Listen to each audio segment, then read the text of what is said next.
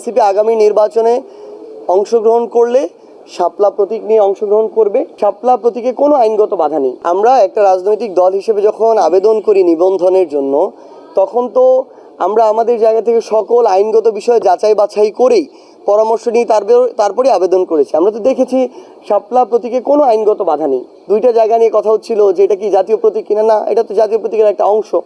জাতীয় প্রতীকের অন্যান্য অংশগুলো আপনারা দেখবেন, ধানের শীষ, তারা, এগুলো হচ্ছে অন্য রাজনৈতিক দলের আছে। আবার অনেকে বলছিল এটা জাতীয় ফুল, জাতীয় ফল, কাঁঠাল, রাজনৈতিক দলের মার্কা আছে।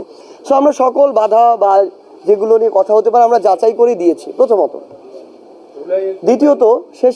দ্বিতীয়ত এখানে যখন আমাদেরকে বলা হচ্ছে কিছুদিন আগে নির্বাচন কমিশনের পক্ষ থেকে যে এই মার্কা তারা তালিকাভুক্ত করে নাই, তো তালিকাভুক্ত কি আমরা করব? এই দায়িত্ব কি আমাদের?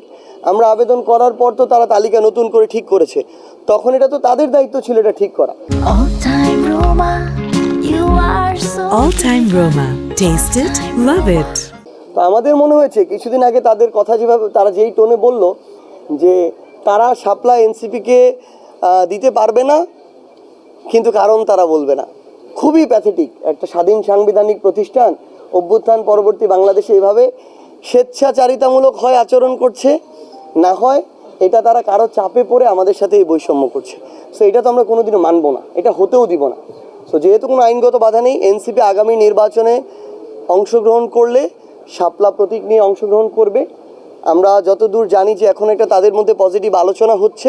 আমরা আশা করি যে তারা স্বাধীন সাংবিধানিক প্রতিষ্ঠান হিসেবে তাদের আস্থাটা ধরে রাখার কাজ করবে, ওই অনুযায়ী তারা পদক্ষেপ নেবে এবং আমাদেরকে তারা, যেহেতু কোনো আইনগত বাধা নেই, আমাদেরকে তারা শাপলা প্রতীক আমাদেরকে দিবে এবং আমরা বিশ্বাস করি এই আস্থাটুকু ধরে রেখেই তারা নির্বাচনের দিকে আগাবে। যদি এটা এখন তারা না করতে পারে, নির্বাচনে তাদের উপরে আমরা এনসিপি কোনো আস্থা পাবো না।